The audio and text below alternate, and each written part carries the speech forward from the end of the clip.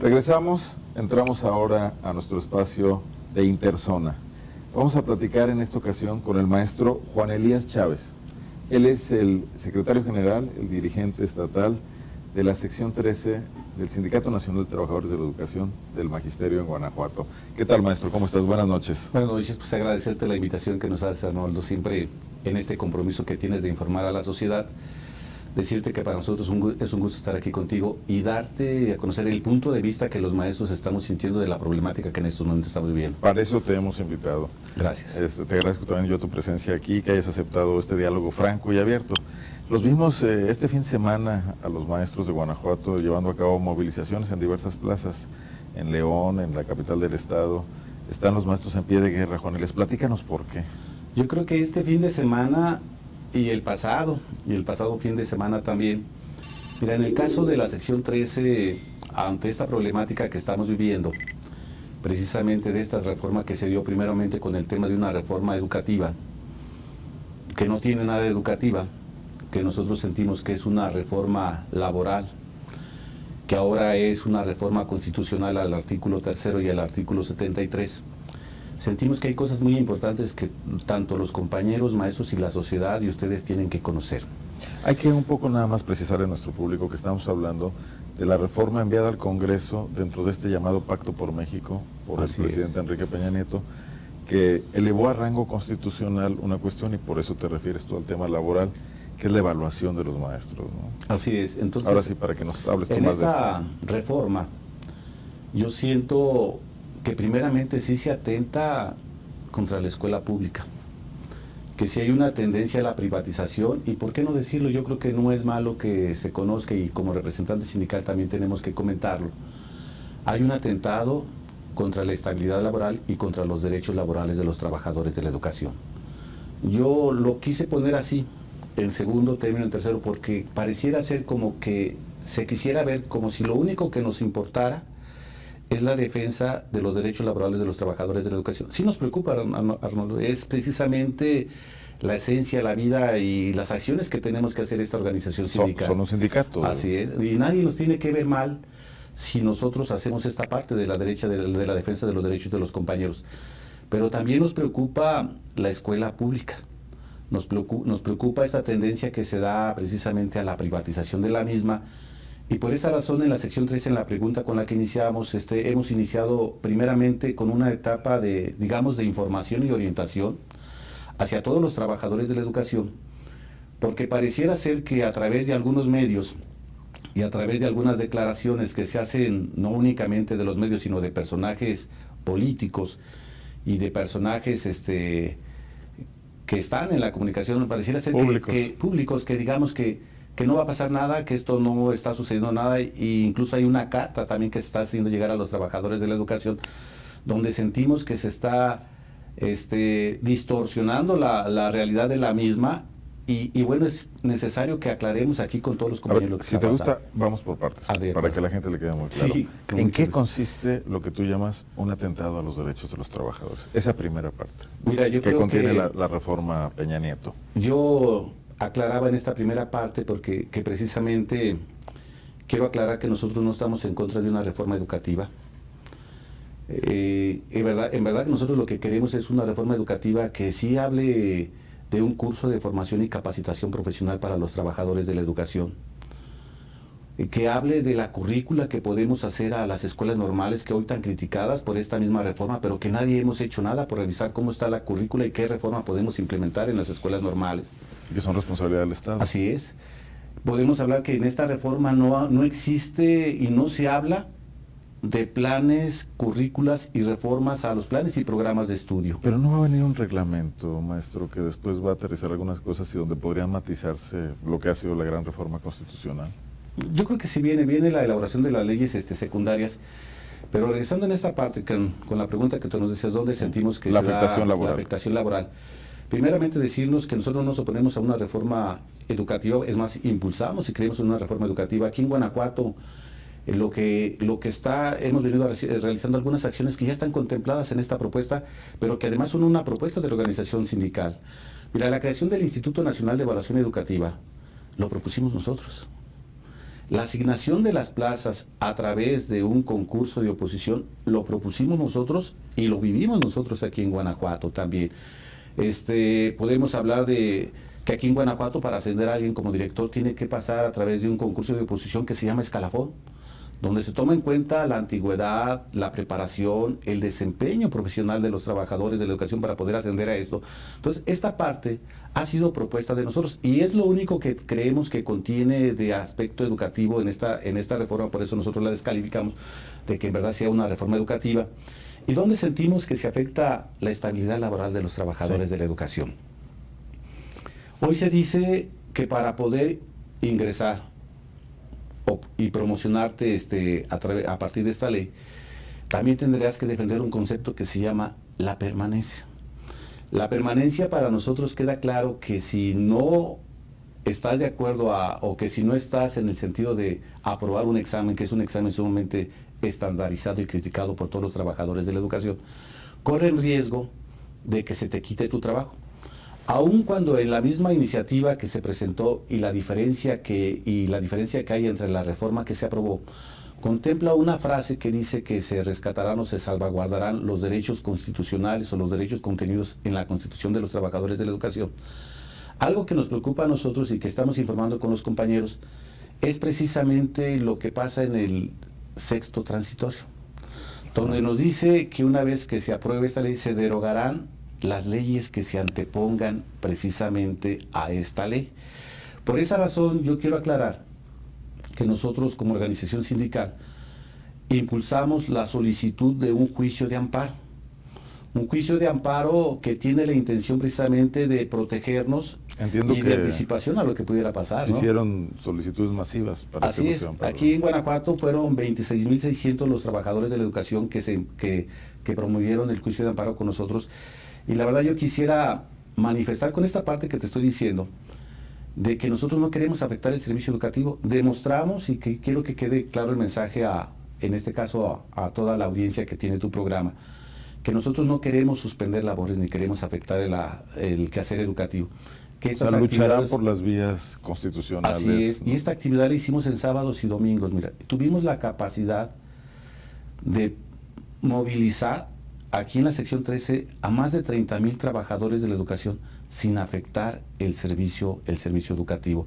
Entonces, en esta afectación sentimos que una vez que se diera esto, ya está aprobada la ley, ya la tenemos ahora a rango constitucional, nos quitaran precisamente y que entrara de manera supletoria una ley que a nosotros no nos corresponde, que es la Ley Federal del Trabajo.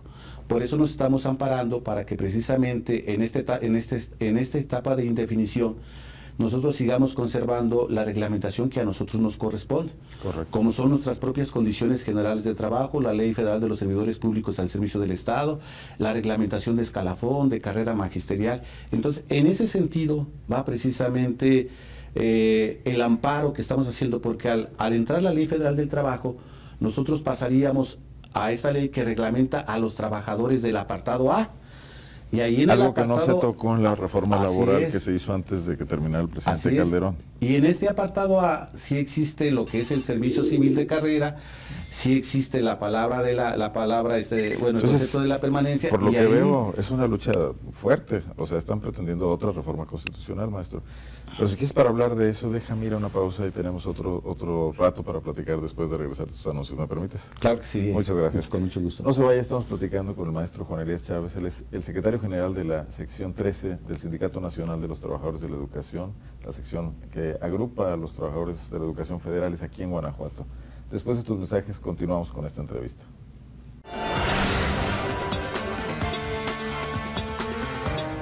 Seguimos en la entrevista con Juan Elías Chávez, dirigente de la sección 13 del CENTE. Maestro, nos hablabas también de un peligro potencial o muy real de privatización de la educación, de afectación de la educación pública, que ha sido en este país un baluarte. ¿Ese por dónde lo ves? En la reforma educativa que plantea Peña Nieto, ¿dónde vendría ese riesgo? Mira, yo en primer lugar haría el siguiente comentario. En esta ley ya aprobada constitucional, habla de que el Estado retomaría la rectoría sobre la educación. Este primer punto yo quisiera aclarar que bueno, pues que es su obligación, ¿no? que no nos están haciendo ningún Así favor. está la ley, ¿no? O Así sea, ha estado siempre. qué vergüenza debería de darles decir que van a retomar la Rectoría de la Educación cuando siempre la debieron haber tomado. Y que no es cierto que el CENTE la tenga. El CENTE ha tenido la capacidad de hacer una propuesta educativa, pero no tenemos la Rectoría de la Educación. Es obligación de ellos. Es más, el CENTE ha impulsado que el tema de la educación se levante, que se eleve a política de Estado, para que no en cada sexenio tengamos que estar viendo estas situaciones que estamos pasando. ¿Dónde sentimos que hay un sentido de contradicción precisamente en esta ley? Yo me iría precisamente en el término que habla de la autogestión en las escuelas. En esa autogestión que ya la están realizando desde hace muchísimo tiempo los padres de familia y los maestros. O sea, el maestro y el padre de familia, en compañía con el director, tiene que resolver los problemas y las principales necesidades de la escuela. Sobre todo en aquellos lugares muy apartados. Así es. Hoy, elevado a rango de ley, pues es su obligación. Entonces aquí se me hace que hay una primera contradicción y una segunda sería... Entre la rectoría que quiere asumir el Estado y luego dejarle a los padres de familia y a los maestros la solución de los problemas. Así es, ¿no? O sea, tú vas a resolver esto, pero además, si no lo resuelves como yo te estoy diciendo, tu director quedas en riesgo de que no se te reconozca el trabajo porque no has tenido esa capacidad de autogestión y nuevamente ahí aplica y peligra la estabilidad laboral de los trabajadores. Otro sentido de contradicción es la aplicación de los presupuestos que se aplican precisamente, y podemos constatar que el presupuesto que se aplicó a la educación es menor el de este año con el del año pasado. A nivel federal. A nivel federal. Entonces ahí nuevamente nos queda la duda de cómo se va a hacer precisamente para solucionar los problemas de la educación, a través de quién se van a bajar estos recursos, o cómo se va a hacer precisamente para resolver los problemas que estamos teniendo. Y mira, hay una tercera contradicción que se da por ahí, que se refiere precisamente... A ver, pero si tú sientes que si se debilita la escuela pública, en primer lugar porque hay menos recurso público, precisamente, y en segundo porque se deja al arbitrio de maestros y padres de familia resolver problemas, esto es abrirle la puerta a un crecimiento de la educación privada. Yo digo que sí, y que tenemos que estar muy al pendiente de esto, porque yo creo que sí abre esta tendencia precisamente de la privatización. Es una tendencia que no es única y exclusivamente aquí de México. Habría que observar lo que ha pasado en Chile, habría que observar lo que está pasando en Estados Unidos, donde hay mucho interés de empresarios meterse precisamente al tema educativo, y aquí habría que ver con qué intención y cuál sería el límite de acción que pudieran tener cada uno de ellos, ¿no? En esta parte yo sigo insistiendo mucho en esta amenaza a la privatización, y quiero ponerte algunos ejemplos de lo que sucede aquí en Guanajuato, lo que sucede precisamente aquí en la escuela pública, y que yo creo que no estamos muy alejados de ellos, para que no sea discurso lo que estamos diciendo. Yo te hablo de la Universidad Pedagógica Nacional, que es propuesta de los maestros, y que hoy te digo que en las escuelas que tenemos aquí en Guanajuato, y lo puedes constatar tú, en la unidad León, en la unidad Celaya y en la unidad Dolores, Guanajuato, San Miguel, en León únicamente queda un solo maestro con plaza base. Todos los demás son de contrato. En Celaya 6, y en la unidad de Guanajuato, San Miguel Allende, 11. Ya no se contratan. O sea, estamos peleando por capacitar mejor a los maestros, les estamos poniendo exámenes para poderles mantener su plaza, y en contrasentido, las instancias que se dedican a capacitarlos se están desapareciendo. Las queremos desaparecer. Mira, en la Universidad Pedagógica Nacional existía... ¿Ustedes sienten que hay un atentado contra el maestro en sí mismo? Había un doctorado en la Universidad Pedagógica Nacional, el único doctorado público que se tenía aquí en Guanajuato. Nada más duró 2 generaciones, ya desapareció. Otro ejemplo, por ejemplo, el SEBAS, que es el Sistema de Educación Básica para Adultos, que yo creo que con el debido respeto, mejor que el programa de INAEVA, del INEA, es un programa de gran altura que tenemos los maestros. ¿Qué es lo que está pasando aquí? Que el maestro que se jubila o que se retira, plaza que se congela, y está la tendencia precisamente a la desaparición de este sistema. ¿Este sistema lo mantienen ustedes? ¿Lo mantiene el Estado? Sí, es un programa de carácter nacional y de carácter estatal. Donde confluyen sindicato y maestros, y autoridades. Otro ejemplo pudiera ser los CAM, que son centros de actualización magisterial, que de verdad en otros estados contratan a los maestros del CAM para que vayan a dar los cursos de formación y capacitación.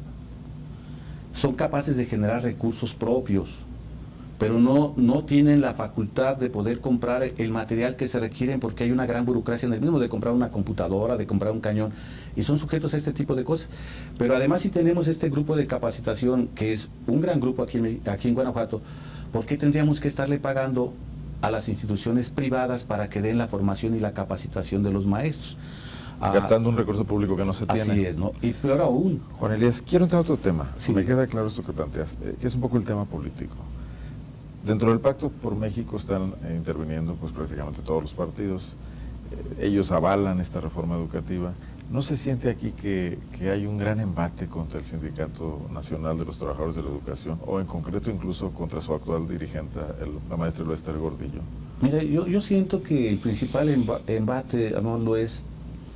Yo digo que es más que contra la maestra y más que contra el sindicato, que la están tomando como pretexto. Yo veo que es más bien un embate muy fuerte a la escuela pública.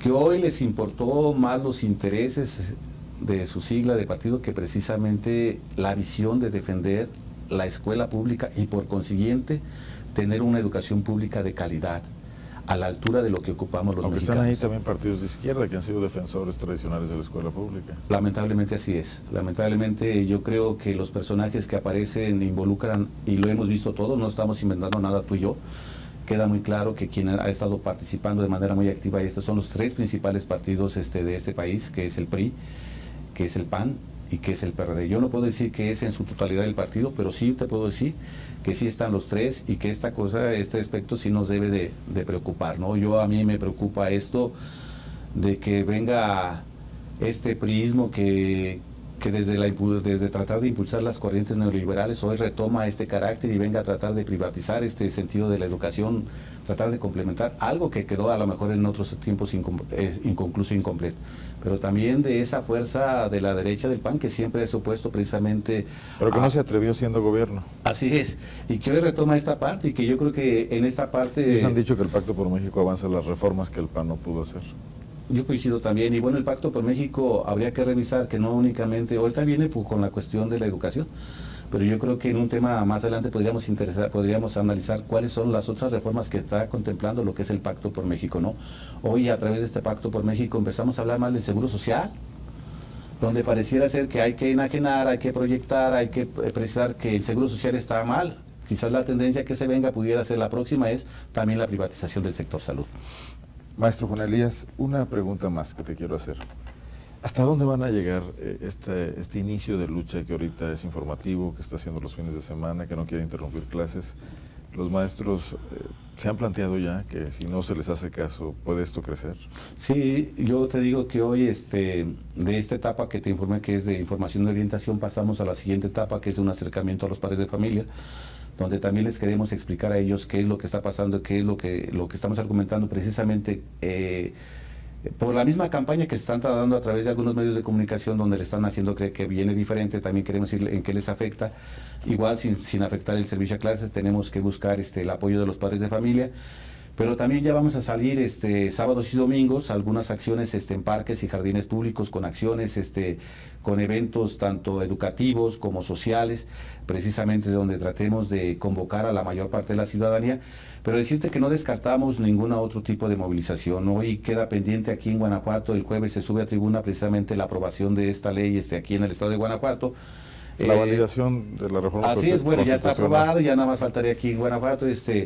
Nosotros estamos invitados a participar mañana, hablar con la Junta de Gobierno y bueno, no descartamos la presencia, aunque no podemos participar y lo haremos de manera muy respetuosa como hasta ahorita lo hemos hecho, sí estar presente para ver cómo se da esta aprobación aquí en el estado de Guanajuato. ¿Masivamente? ¿Acudirían masivamente los maestros? Por lo pronto yo creo que los comités ejecutivos seccionales sí, y estamos pensando que a lo mejor hacer la invitación a los representantes sindicales de todo el estado. Pero sí lo haríamos en ese sentido de respeto. Entonces tampoco hemos descartado nada. En la sección 45 ellos ya hicieron algunas manifestaciones por ahí que están dando. Entonces esta lucha es de largo tiempo, es de mucho tiempo. Y los maestros son muy pacientes.